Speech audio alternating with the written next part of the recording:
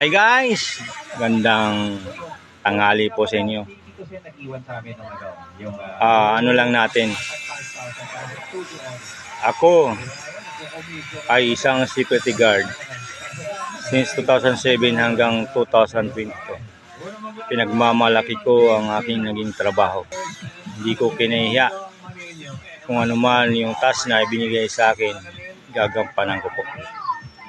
Dapat tayo guys sa mga kapwa ko guard ay huwag natin ikaya yung ating mga nakamit na trabaho kasi yan ang nakasupport sa inyong pangangailangan araw-araw at siyempre sa pamilya nyo at yung mga bayarin nyo sa bahay, kuryente, lupa na hindi ibig sabihin na guard ay mamalitin na tayo. Pagmalaki natin, as a professional tayo guys, hindi po biro yan kasi maliban nag-training tayo nung nung 2007 ay 21 days yan yung retraining kasi may kilala pa ako training center 15 days pa rin yung RTC.